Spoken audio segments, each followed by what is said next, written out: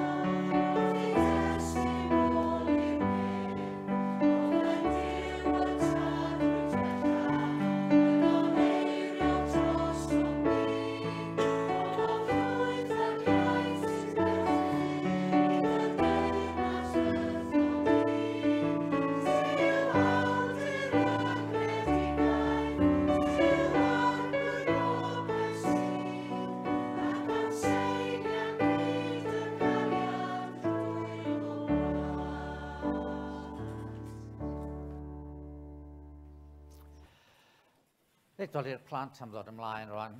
Ydych chi am ddod ymlaen am munud.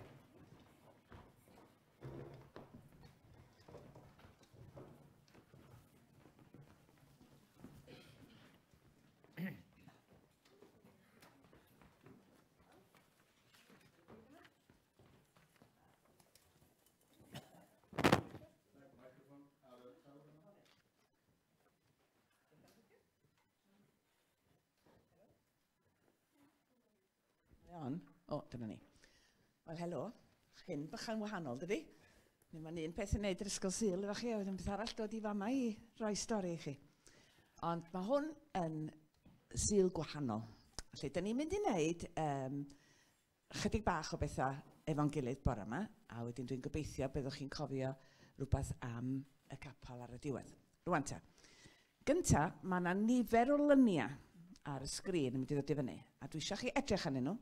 Dwi'n eisiau chi weiddi allan beth ydyn nhw, na deud dim byd. Dwi jyst eisiau chi feddwl pam mae Antian yn dangos y lluniau yma. Right? So dwi'n meddwl yna 6 llun, maen nhw'n mynd i ddod yn slo, a fel dwi'n dweud, dim rhaid chi wneud dim byd ond edrych arnyn nhw. Okay? Mae ni, boes.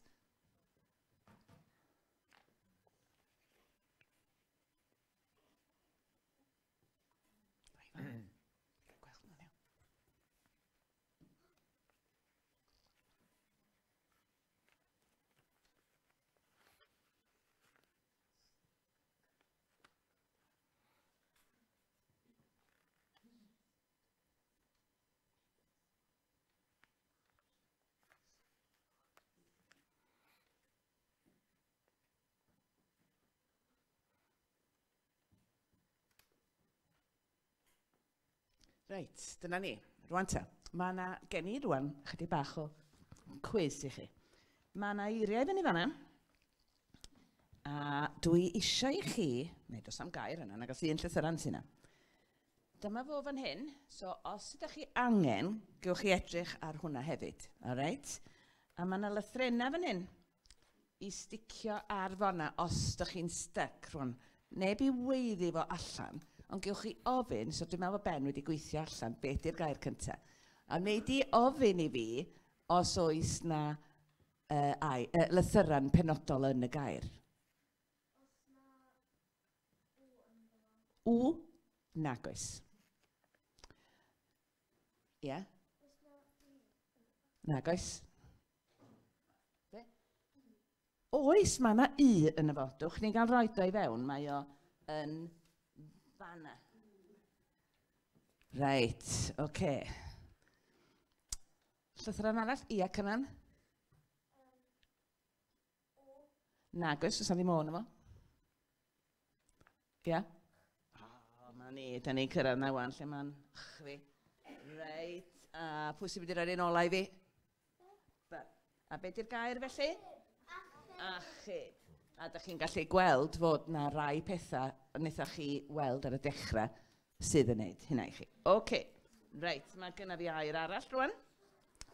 So yn yr un modd, dim i neb i weiddi allan, ond gofynnwch i mi os oes na lythyran yn efo. Ia, Elain. Nag oes, dos na ddim. E? Oes, mae yna E yn efo.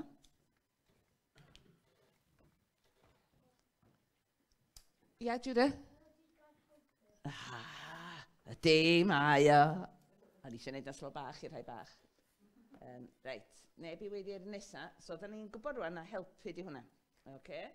Rwan mae o'n mynd yn haws os da chi'n edrych ar fama, oherwydd da chi'n cael gweld. Felly mae yna un gair arall. A dyma fo. Reit, pa lythyran da chi'n meddwl? Ia, Aran. E, wel oes, cos mae yna E ar ôl fan hyn. Na i ddangos i chi lle mae o. Fanna. Reit. Daniel. Mae yna I, oes. Anna. I, oes. Reit, os rwy'n yn gwybod beth yw'r rwan, rwy'n eisiau gesio. Ie. Da iawn, ie. Diogelu ydy'r gair yma. Mae hwnna'n air, da ni'n mynd defnyddio lot anna fan actan. Da ni'n mynd defnyddio'r gair diogelu. A mae heddiw yn cael ei alw yn Sul diogelu. Ond os ydych chi'n meddwl yn ôl i'r lluniau yna, Dych chi wedi gweld lot o hynna yn yr ysgol pan mae yna bobl yn dod i fewn i sôn wrthych chi am sut i gadw'n saff. Maen nhw'n deud wrthych chi weithiau i fynd at y plismon os oes gennych chi broblem. Ond mi oedd yna rhyw greadur wrth ymyl dinosaur. Dwi'n siŵr, os ydy'r pobl yn fanna fatha fi, dyn nhw rioed i weld o blaen. Be di enw fo?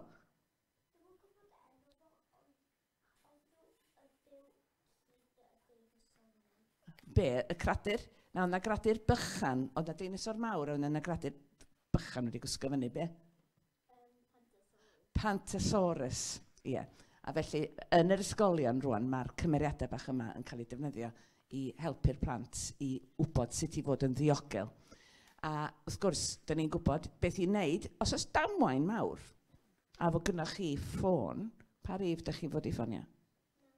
999, ie. A wedyn, byddwn ni'n gallu galw am ambulance i gadw ni'n ddiogel. Ond yn yr ysgol, ydych chi'n cael y negeseuon yna. Ond beth am yn y capel, dwch? Yn y capel, nid superhero fath a Superman sydd gyda ni, ond Iesu, Grist, mab Duw, sydd wedi marw mwyn pa air ein, mae fo fan hyn, ein achub ni rhag ein pechod. A mae yna adnod yn dod i fyny wan. Reit. Pwy sy'n mynd allan hwnna i fi? Ia, Lori. Dyna ni, anfonodd Duw i fab. Pwy oedd i fab o? Iesu i achub y byd. Da iawn. A wedyn, yn Salm 46, be ydyn ni'n darllen? Ben, wyt ti'n gallu darllen hwn i fi, plis?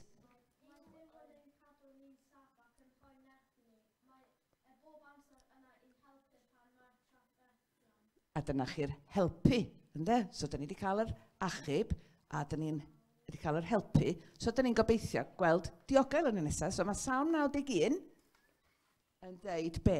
Ania, wyt ti'n mynd i ddarllen hwnna?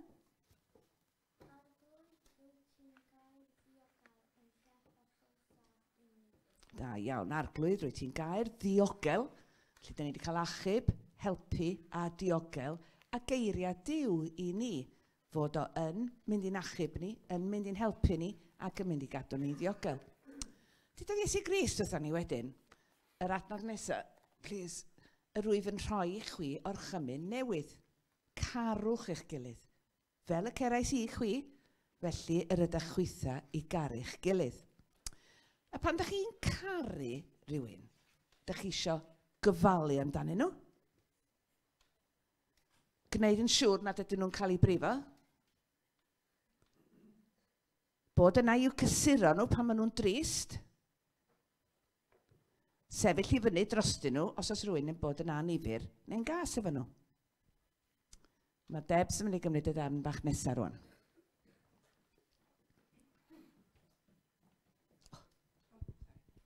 Felly, yn Capel y Ffynnon, mae gennym ni tîm bach hefyd o bobl sydd yna i wneud yn siŵr bod chi yn cael y gofal chi angen, bod chi yn cael eich cadw yn saff, yeah. A hefyd yma i wrando os oes unrhyw beth yn poeni chi. Okay? A'r tîm yna ydy, chi'n gallu dyfalu pwy di'r tîm? Ni tri, yeah, dyna pam bod ni'n eistedd yma, iawn. Dyn ni ddim yn superheroes na, yn amlwg, unless bod Ross yn cuddio rhywbeth yn rili dda. Iawn. Ond, dyn ni yma i wneud be mae Iesu Grist eisiau ni i wneud, sef i caru chi, achos dyn ni ran o teulu fel eglwys, dydyn. Yeah? Felly dyn ni'n caru yn gilydd. So, pwy bynnag dych chi eisiau siarad gyda, iawn, os oes rhywbeth yn poeni chi, os oes rhywbeth o'i le, neu os chi jyst eisiau siarad, mae gennym ni system yn y capel lle mae unrhyw beth dyn ni angen sortio fel tîm yn gallu cael ei sortio. Okay? So os chi yn y clwb nos Wener, neu yn ysgol Sul, neu jyst pryd bynnag, os chi'n siarad gyda unrhyw oedolyn ynglyn â rhywbeth sydd yn poeni chi, wnawn ni wneud yn siŵr bod ni yn wneud beth sydd angen i wneud i cadw chi'n saff ac i gofalu amdano chi. Okay? Great.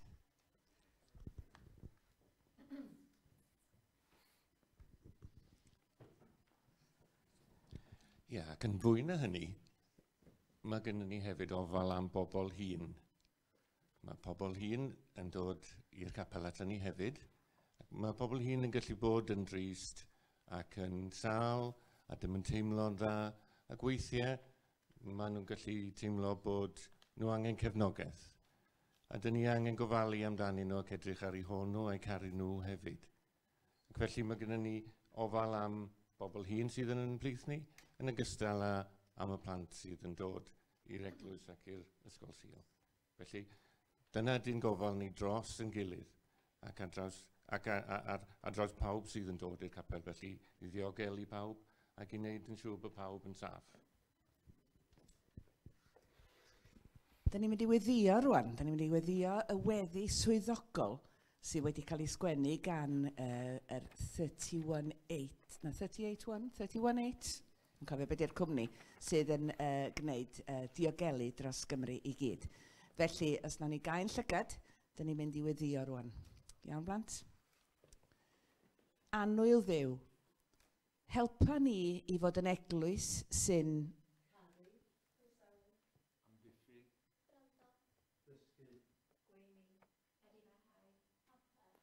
gweddnewid.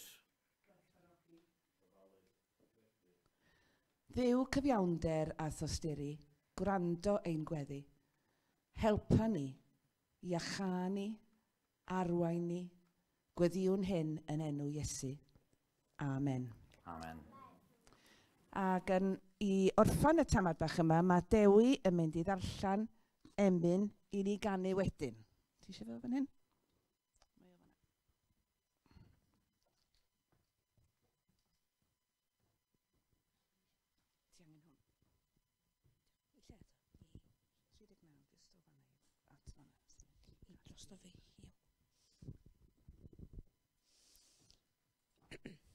Un Duw, rhoddwn diolch glân, un Duw, canwn newydd glân, un Duw am iddo rhoddi, Iesu Grist ei fab. Yn awr medd y gwan, yr wydd yn gryf, medd y tlawd cyfoethog wydd, oherwydd beth yn waith fy nyw drosto fi.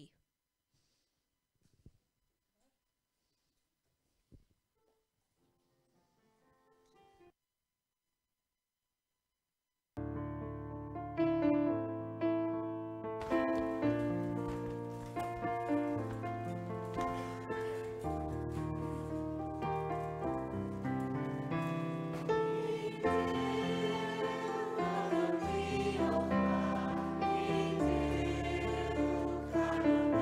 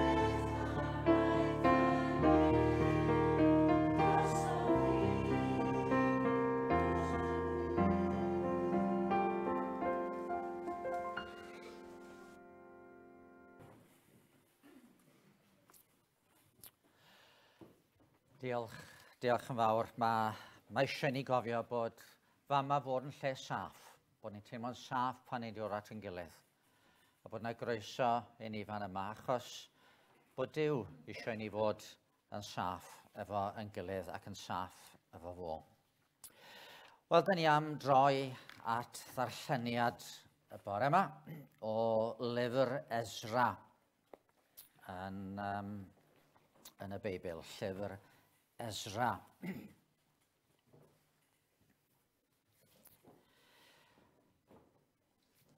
A'r cefndir fan yma, wrth gwrs, fel ydych chi'n cofio, o tro dwytha oedden ni'n clywed bod pobl Israel, achos bod nhw wedi troi cefn ar Dduw dro ar ôl tro ar ôl tro, yn y diwedd, oedd Duw wedi danfon nhw o Israel, o wlad Canan, o wlad yr addewid. Oedd Babylon, dan y brenin Nebuchadnezzar wedi dod, wedi concro'r wlad, a rhan fwyaf o'r bobl wedi cael eu cymryd draw i Babylon yn gaeth. A maen nhw wedi bod yna am 70 o flynyddoedd. A wedyn, da ni'n darllen rhywbeth fel yma yn llyfr Ezra. Yn y flwyddyn gyntaf i Cyrus, brenin Persia, mwyn cyflawni gair yr arglwydd a ddaeth trwy Jeremia. Cynhyrfodd yr arglwydd ysbryd Cyrus a chyhoeddodd ddatganiad trwy holl deyrnas ac ysgrifennu. Fel hyn y dywed Cyrus, brenin Persia. Y mae'r arglwydd, Duw'r nefoedd, wedi rhoi holl deyrnasoedd y byd i mi, ac wedi gorchymyn i mi adeiladu tŷ iddo yn Jerusalem, yn Juda. Pob un o'ch plith sy'n perthyn i'w bobl, bydded ei Dduw gydag ef, ac aid i fyny i Jerusalem yn Juda i ail adeiladu tŷ arglwydd Dduw Israel, y Duw sydd yn Jerusalem. Pob un arbedwyd, ble bynnag y mae'n byw, bydded iddo gael cymorth gan ei gymdogion mewn arian ac aer, ac offer ac anifeiliad, yn ogystal ag offrwm gwirfoddol i dŷ Dduw yn Jerusalem. Yna dechreuodd pennau teulu Juda a Benjamin, ar offeiriad a'r lefiad, pob un a symbylwyd gan y Dduw, baratoi i fynd i ailadeiladu tŷ'r arglwydd yn Jerusalem. Cawsant gefnogaeth i holl gymdogion gyda llestri arian ac aer, ac offer ac anifeiliad ac anrhegion gwerthfawr at y cwbl ar oed yn wirfoddol. Cyflwynodd brenin Cyrus lestri tŷ'r arglwydd a ddygwyd gan Nebuchadnezzar o Jerusalem, i'w gosod yn heml ei dduwiau, a rhoddodd hwy i Mithredath y trysorydd. Rhestrodd yntau hwy ar gyfer Sesbasar, llywodraethwr Juda. Dyma'r rhestr: dysglau aer, 30, dysglau arian, 1000, thyserau, 29, cawgiau aer, 30, cawgiau arian, 410, llestri eraill, 1000, cyfanswm y llestri aer ac arian, 5,400. A daeth Sesbasar a'r cwbl gydag ef pan ddychwelodd y geithglyd o Babylon i Jerusalem. Dyma air yr arglwydd. Ydych chi'n ei weddio?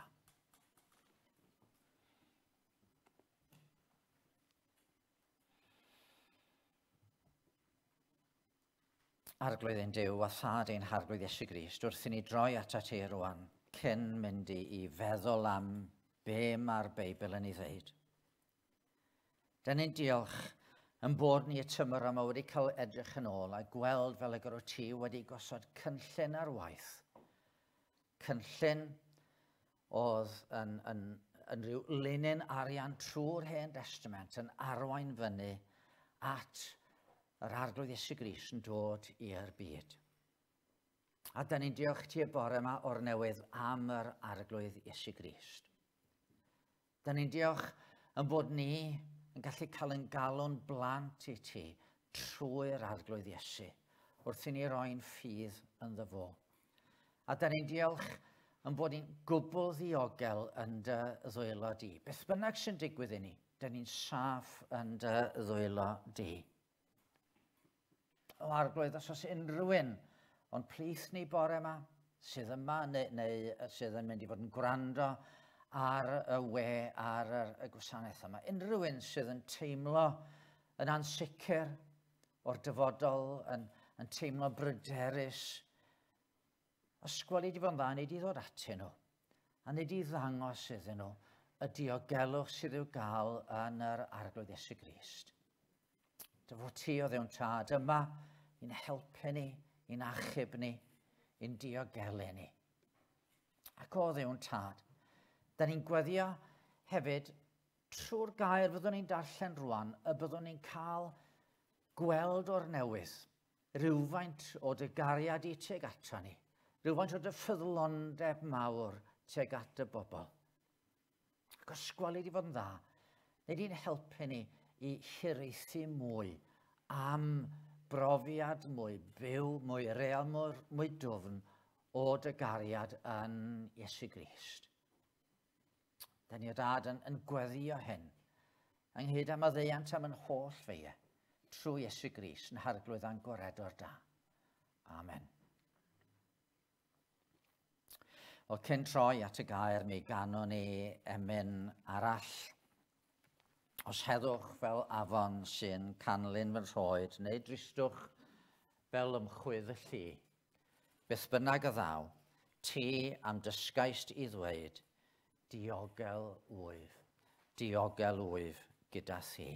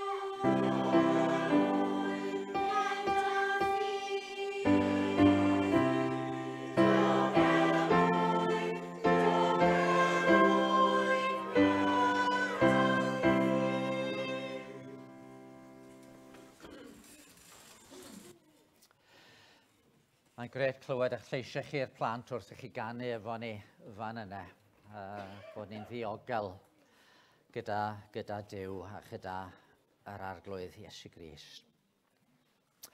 Wel,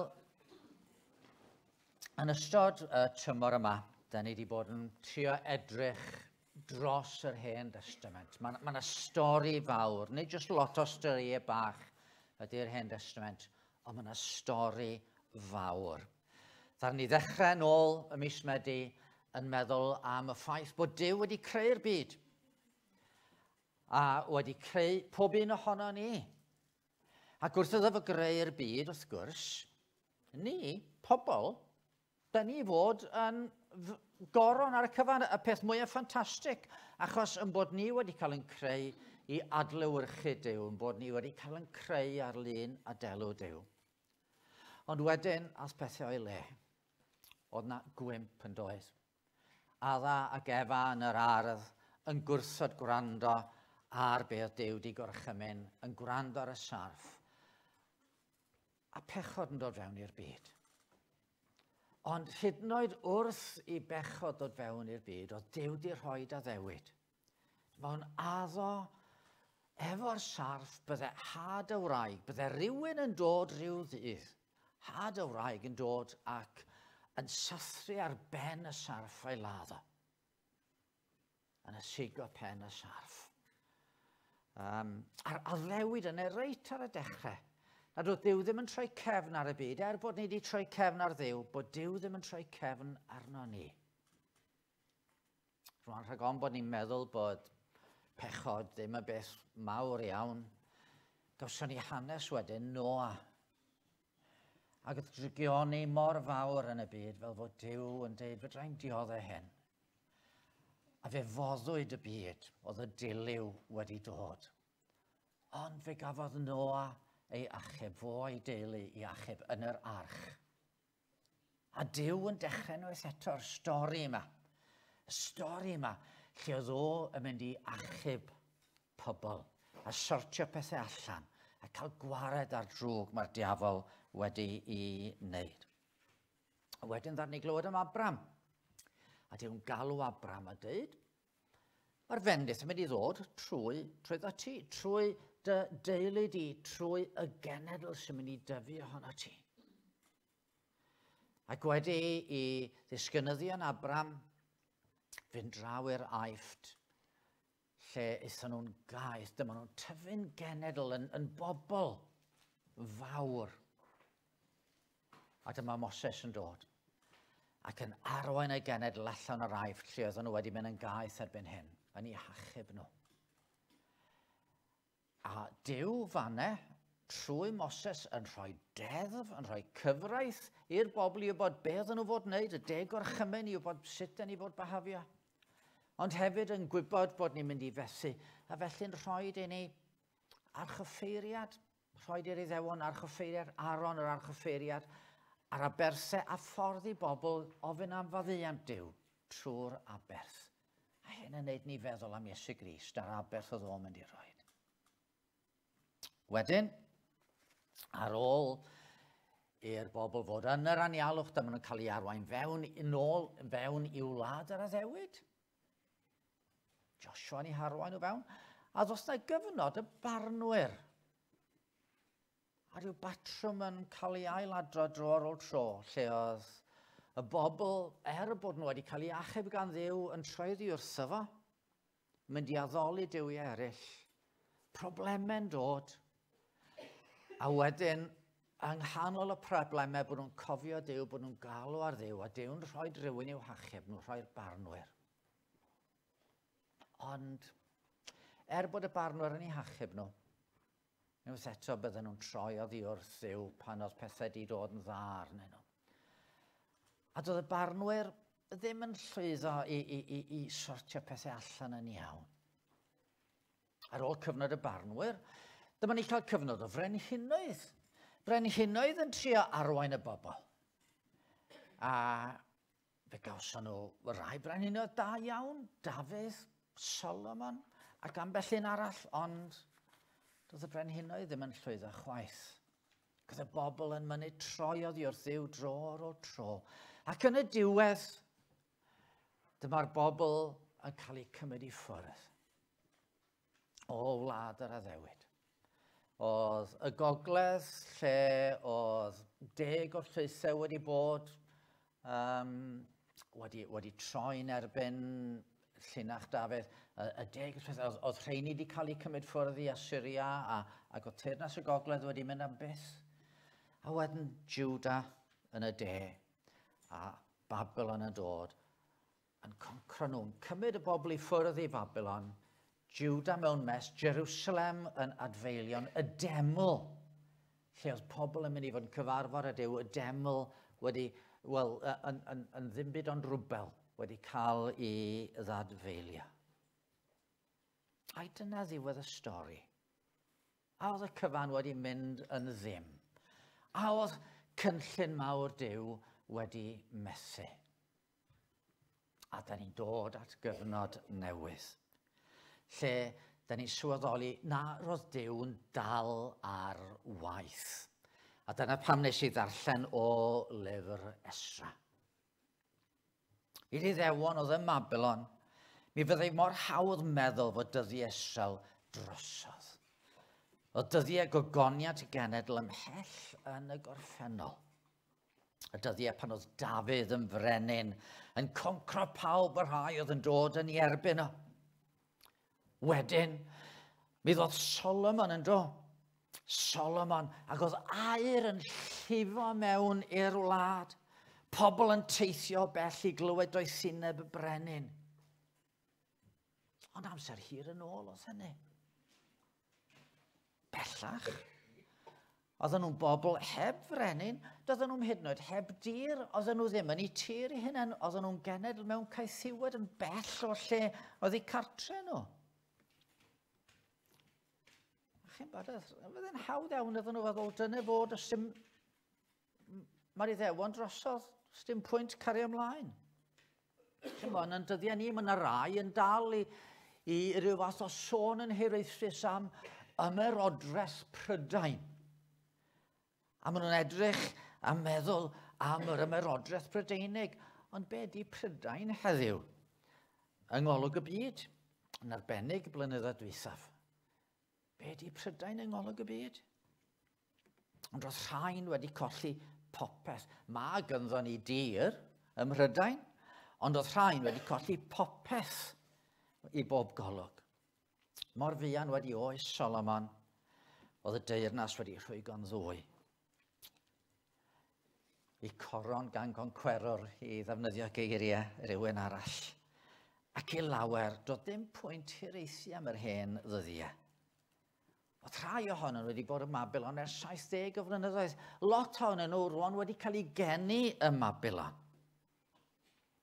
Ac oedd rhain wedi cymryd cyngor Jeremia i geisio heddwch y ddinos y cawson nhw eu caethgludo i'r eithaf oedden nhw wedi setlo nhw. Wedi derbyn ffyrdd ac arferion Babylon hyd yn oed. Oedd y rhai mwyaf ifanc fydde'n cofio Jerusalem, oedden nhw dros 100 oed bellach. Be oedd pwynt meddwl am yr hen wlad? Ond na, roedd Duw yn dal ar waith. Oedd Duw wedi addo bydd had y wraig yn ysigo pen y sarf. oedd o wedi deud wrth Abram, yno ti y bendithu'r holl dylwythau'r y ddeiar. Fe addawodd i Dafydd sicrhau'r dy deulu a deyrnas am byth o mlaen ni, eris dy orsedd yn gadarn hyd byth. Ac oedd o wedi deud trwy Jeremia, fel hyn y dywed yr arglwydd, pan gyflawnir 10 mlynedd a 30 i Babylon, ymwelaf â chi a chyflawni fy mwriad Dionys tuag atoch, i'ch adfer i'r lle hwn. Oherwydd mae fi sy'n gwybod fy mwriadau a drefnaf ar eich cyfer, medda'r arglwydd, bwriadau o heddwch, nid yn yw wedi roi i chi ddyfodol gobeithiol. O Duw di addo.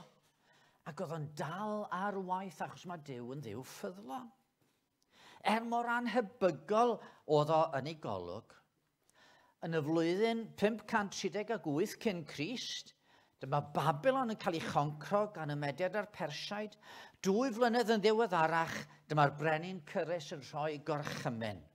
Fel hyn y dywed Cyrus, brenin Persia, a mae'r arglwydd Duw'r nefoedd wedi rhoi holl deyrnasoedd y byd i mi, ac wedi gorchymyn i mi adeiladu tŷ iddo yn Jerusalem, yn Juda.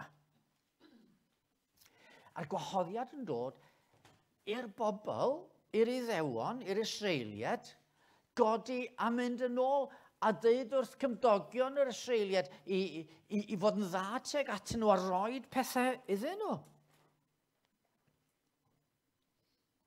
Ac felly, bod rhain teimlo'n anobeithiol, yr oedd Duw ar waith a fe gafodd y bobl fynd yn ôl i wlad yr Addewid. Rwan, mae'n hawdd i ni feddwl na fedrwn ni'n disgwyl i ddim byd mawr ddigwydd yn yr eglwys. Dyn ni yn gweld fel mae pethau wedi bod dros y blynyddoedd diwethaf. Mae'r eglwys wedi cael ei gwthio i gyrion y gymdeithas. A dyn ni bron yn disgwyl bod yr eglwys yn mynd i fod yn cael ei gwthio ymhellach i gyrion y gymdeithas. Mae rhain sôn yn hiraethus am ddiwygiad, ond nid breuddwyd ffwl ydy e? Ydy o'n ddigon i ni ddeud, rydyn ni yma o hyd? Dyn ddigon bod ni'n deud, wel, oce, dyn ni dal yma.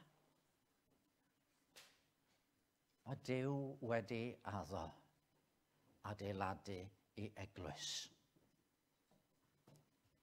Mae Duw'n parhau i fod yn drigarog.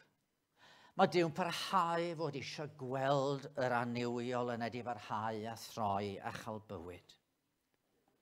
Os oedd Duw'n dal ar waith yn nyddiau Babylon, mae Duw yn dal ar waith heddiw. Mae Duw yn adeiladu i eglwys heddiw a ffyrdd uffern nes gorffygant hi. A nid fi sy'n deud hynny, yr arglwydd Iesu sydd wedi deud hynny. Felly gadwch i ni gymryd cysur yn hyn, pan oedd pethau'n edrych mor ofnadwy. Dyma Duw yn agor y drws, pobl yn mynd nôl i Jerusalem, ail godi'r deml, ail adeiladu muriau Jerusalem yn nyddiau Ezra a Nehemia. A felly gallwn ni gredu bod Duw am wneud gwaith yn ymplith ni, gwaith mawr yn ymplith ni. Ond, bod Israel wedi cael mynd nôl i wlad yr Addewid, dwi'n siŵr bod yna rhywfaint o siom yn eu calonau nhw. Maen nhw'n mynd nôl, maen nhw'n cael y llestri ail. Y llestri oedd Nebuchadnezzar wedi dwyn o'r deml a gorchymyn i ail godi'r deml.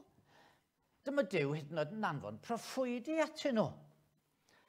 Hagai a Zecharia, pan oedd y gwaith yn methu, yn deithio nhw, mae Duw'n dweud, pan bod chi yn eich tai cyfforddus a fy nhy fi ddim wedi adeiladu, a maen nhw'n codi deml newydd.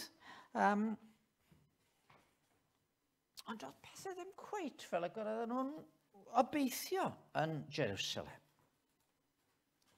Doedd Israel ddim wir wedi ennill ei hannibyniaeth. Oedd hi'n parhau dan awdurdod y Persiaid am flynyddoedd. Ac wedi hynny, fe ddoth y Groegiaid ymerodraeth Groeg. Alexander Fawr yn codi, a wedyn y rhai ar ei ôl o, ac yn arbennig oedd na un efo ryw enw reit rhyfedd mewn gwirionedd, Antiochus Epiphanes. Ac yn ei amser oedd pethau wirioneddol horrible i'r Iddewon.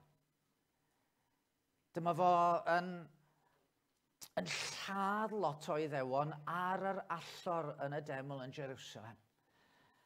A dyma fo hyd yn oed yn mynd ac aberthu moch anifeiliaid oedd yn aflan i'r Iddewon, aberthu moch ar yr allor. A sarhau Duw Israel. Ac oedd pethau wirioneddol anodd. Bod na rai wedi trio codi ryw wrthryfel, Judas Maccabeus y mwyaf amlwg ohonyn nhw, yn trio ennill annibyniaeth, eto doedden nhw ddim wedi llwyddo, a doedd ganddyn nhw ddim brenin go iawn. Ac ar ôl Groeg fe gododd Rhufain. A dyma un proffwyd ar ôl Hagai a Zacharia, dyma Malachi yn dod fel proffwyd, ond wedyn, oedd na 400 o flynyddoedd, lle doedd dim proffwyd wedi dod. A rywsut, oedd Eseia wedi proffwydo mewn Llywonydd yr ewch allan neu mewn heddwch eich arweinir, bydd y mynyddoedd a'r bryniau'n bloeddio caniwch blaen a holl goed y maes yn curo dwylo, bydd ffynidwydd yn tyfu yn lle draen a myrtwydd yn lle mieri, a bydd hyn yn glodi'r arglwydd yn arwydd tragwyddol. A ddileir mo honno. Doedd o'm yn teimlo fel yna. Doedd o'm yn teimlo bod Duw'n cael rhyw ogoniant mawr. Sa'n ni'n darllen ymlaen i'r 3 bennod yn llyfr Ezra. Sa'n ni'n gweld nhw yn gosod sylfaenu'r deml newydd. A be mae Ezra'n dweud ydy, yr llawer o'r offeiriad lefiaid a'r pennau teuluoedd, oedd yn ddigon hen i fod wedi gweld y tŷ cyntaf. Oedden nhw yn ei 50au, yn ei 60au a rhai yn hyn. Ond oedd y rhai yn ddigon hen i fod wedi gweld y tŷ cyntaf. Yn wylon hidl pan welsant osod sylfaen y tŷ hwn. Oedden nhw'n crio. Nid achos bod nhw'n meddwl, o gret, chi'n bod ni weithiau'n crio lawenydd yn dydyn ni achos bod yna rhywbeth ffantastig wedi digwydd.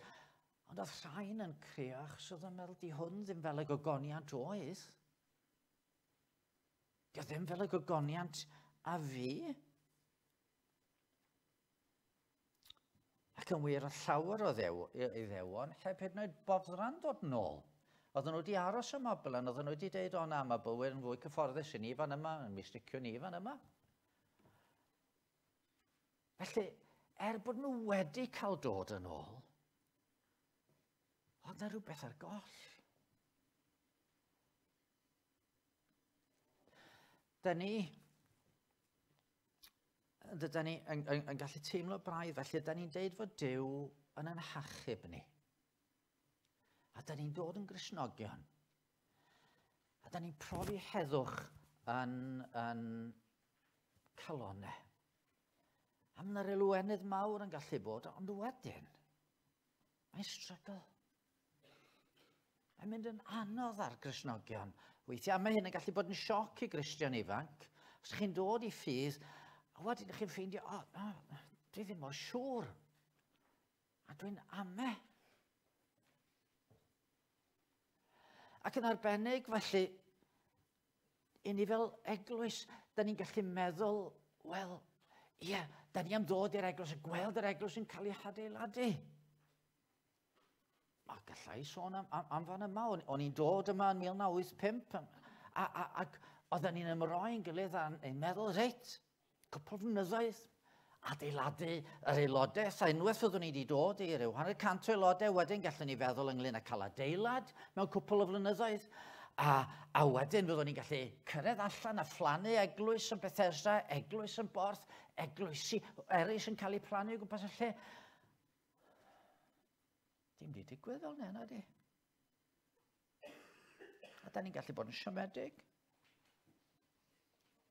Yng ngorllewin Ewrop, yn yr Unol Daleithiau, yn enwedig efallai yng Nghymru, di pethau ddim yn edrych mor dda. Mi fedrwn ni golli hyder, mi fedrwn ni golli gobaith. Be da ni i wneud? A unwaith eto, gadwch i ni feddwl be ddigwyddodd yn Israel. Chi'n droi nôl at y proffwydi, achos dyma lle roedd pobl Israel yn cael ei gobaith, oedden nhw'n troi nôl at y proffwydi. Oedden nhw wedi gweld bod y barnwyr ddim yn ddigon da. Oedden nhw wedi gweld bod brenhinoedd ddim yn ddigon da. Oedden nhw wedi gweld bod pethau rywsut ddim yn gweithio allan fel o gyda nhw yn gobeithio. Ond roedd Eseia wedi sôn am ferch ifanc am wyryf yn feichiog a phanesgor ar fab ei geilwn Emmanuel.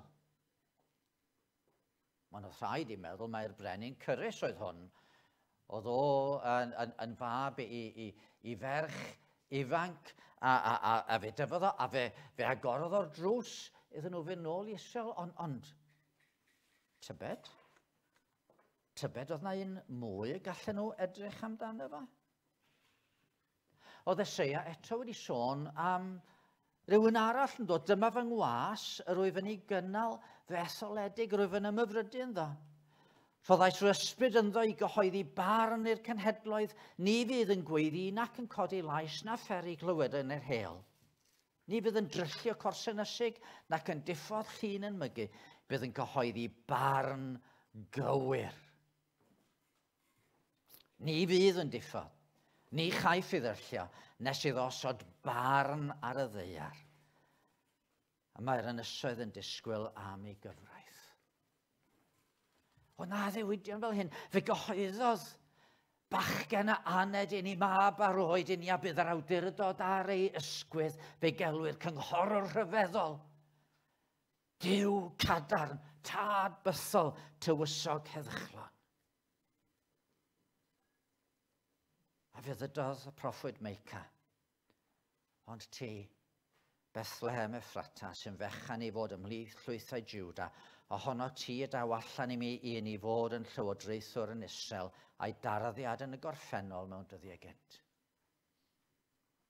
Hynny di, dyma yr Iddewon y swyddoli fod Duw wedi addo Meseia.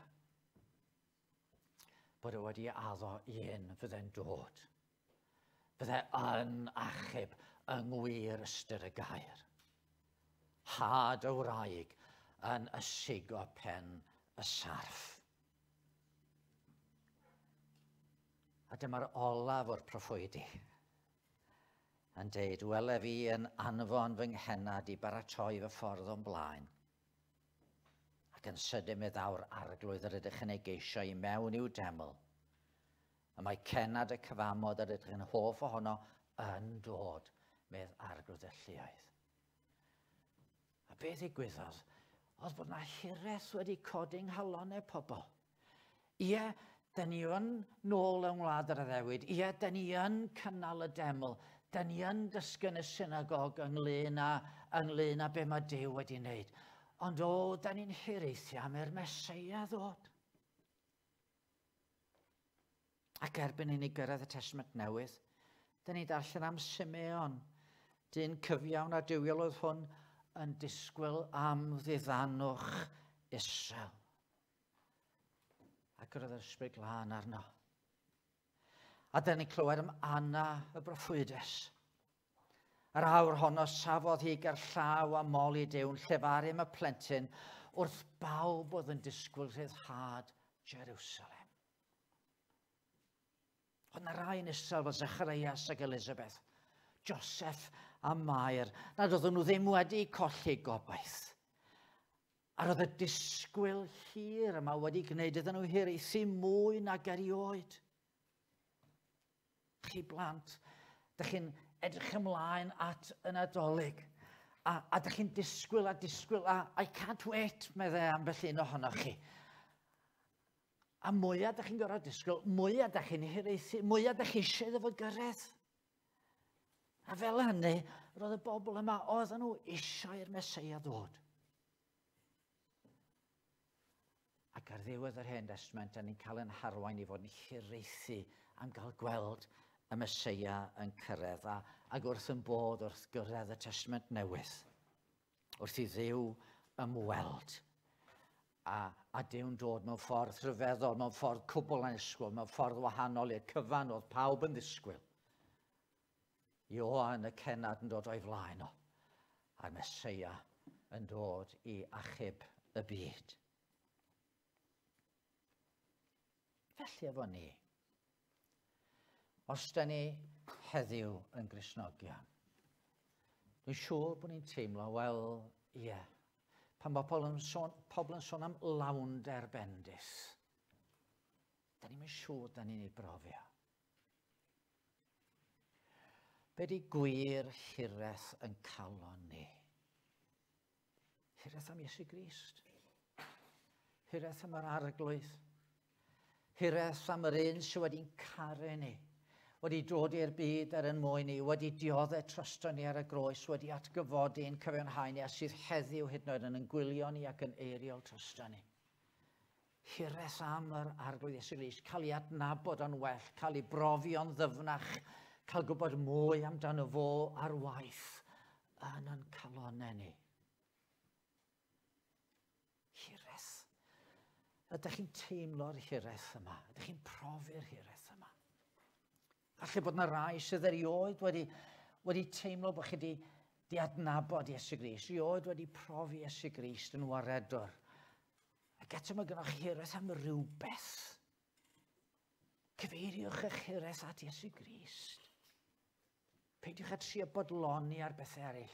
Chwiliwch am Iesu Grist.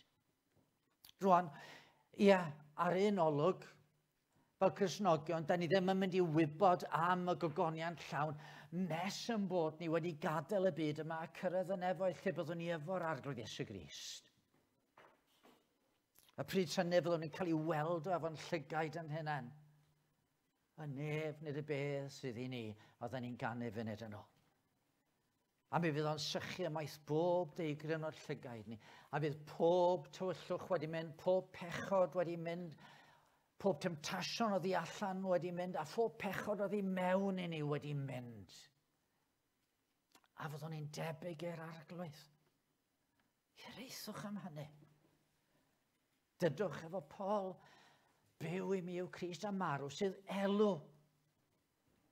Ond yn y cyfamser, mae Dyw'n gallu rhoi rhagflas o hynny. Beth am i ni hiraethu a gweddio eto am i Dduw wneud rhywbeth newydd yn plith ni. Wrth i ni wynebu cyfnod newydd fel eglwys. Wrth i ni geisio gweinidog newydd. Wrth i ni obeithio bod ni'n mynd i gael yr adeilad nôl mewn trefn. A wynebu cyfnod newydd. O, gweddio am i Dduw symud yn plith ni. Mae yna ffordd anghywir o hiraethu am y gorffennol. A yna rhyw romanti weithiau am y gorffennol. Pan ddoth y gwaredwr, fe ddoth mewn ffordd cwbl wahanol i beth oedden nhw'n disgwyl. A se Duw yn ymweld, da ni'n gwybod sut fydde fo'n dod. Ond mae yna hiraethu cywir yn does. Y Methesda yn 1914 oedd Taci yn ysgrifennu, bu yma drydar, distaw ond dwys yn ystod y misoedd diwethaf wrth borth y nefoedd. Ceisio'r arglwydd a'i bresenoldeb yn plith ni. Wedi y diwygiad yn ynysoedd yr Hebrides, yn ynysoedd Heledd, oedd pobl yn gofyn un cwestiwn pan oedden nhw'n mynd i gyfarfod. Is he here? Ydy o yma? Ydy presenoldeb yr arglwydd i'w deimlo? Dewch i'r dyfroedd ydi gwahoddiad Duw. Bob un y mae syched arno. Dewch er eich bod heb arian. Heb ddoef ni allwch chi wneud dim. Da ni'n gallu cynnig unrhyw beth sy'n mynd i fod yn help i Dduw. Ond mae o'n gallu dod. Dewch heb arian. Prynwch a bwytewch. Dewch prynwch win a llaeth heb arian a heb dal. Pam y gwariwch arian am yr hyn a Dyw'n y fara. A llyfurio am yr hyn a Dyw'n digoni. Gwrandewch arnaf yn astyd. A chewch fwyta'r hyn sydd dda a mwynhau danteithion. Mae profi presenoldeb yr arglwydd yn trawsnewid pethau. Beth am i ni fod yn bobl sydd fel y rhai oedd yn Jerusalem yn disgwyl am ddiddannwch Israel? Beth am i ni fod yn bobl sydd yn disgwyl yn obeithiol am bethau mawr gan yn Duw ni? Hebddo fedrwn ni wneud dim, ond trigarog a graslan yw'r arglwydd o hyd. Pwy a wyr beth sydd ganddo ar yn cyfer yn y dyddiau sydd o'n blaen ni. Gadwch chi ni weddio.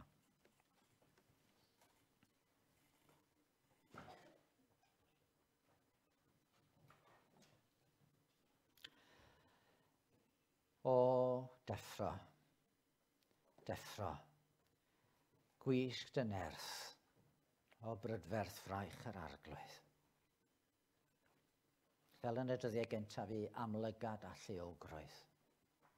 O Dduw ein tad, da ni'n hiraethu am dan y ti, am yr arglwydd Iesu. Da ni'n hiraethu digon, da ni'n ceisio digon, ond o Dduw, da ni'n gwybod, os wyt ti yn ymweld â ni mewn modd nerthol, yna fe fydd pethau'n wahanol. Da ni'n edrych ymlaen o Dduw tad at y dydd y cawn ni weld yn gwaredwr. Y gawn ni edrych i mewn i'r wyneb yn Iesu wedi'n caru ni tragwyddoldeb ac wedi dod a rhoi hyn drosto ni. Da ni yn edrych ymlaen o Dduw tad at y dydd hwnnw pryd y bydd pob drygioni wedi diflannu allan ohono ni, ac y byddwn ni'n hyfryd ac yn berffaith ger dyfron di.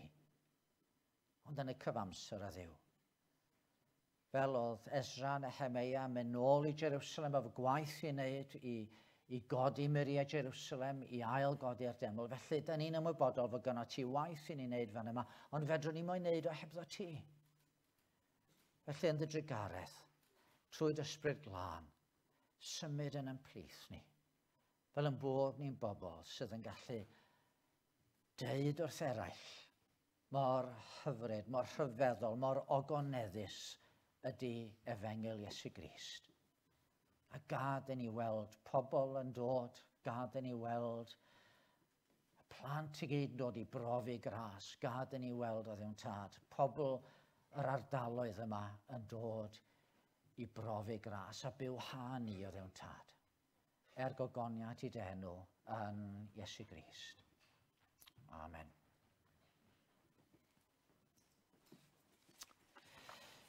Mae'n gynnar i ni fod yn canu carolau ac yn y blaen.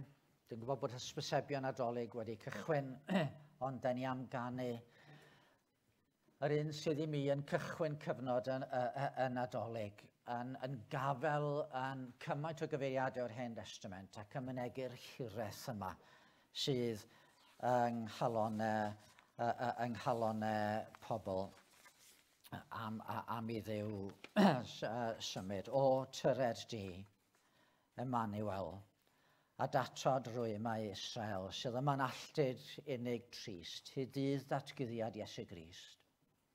O can, Emmanuel ddaw ata ti, o Israel.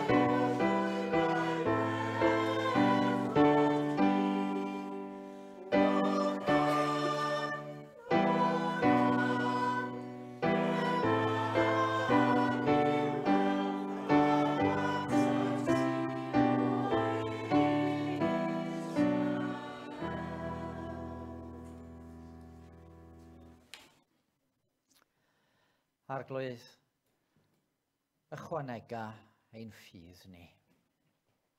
Ysgwali di fod yn dda, neu di beri bod ni yn dod yn fwy a mwy gobeithiol a cawn nhw weld y ddaioni di ar waith yn yn plith ni. Da ni'n gweddio dad, y bydde di'n rhoi hyder i ni yn dy efengil. Y bydde di'n rhoi geiriau i ni i'w llefaru wrth yn cymdogion. Y bydde di o ddiwn tad yn agor drysau. Ac i ti, sydd ar gallu gen i ti wneud na'n rheithol well na dim y gallwn ni ddeisyfu na'i ddychmygu hyd yn oed. Trwy'r gallu sydd ar waith yno ni. I ti y bo'r gogoniad, yn yr eglwys ac yng Nghrist Iesu, o genhedlaeth i genhedlaeth, byth bythaeth. Amen.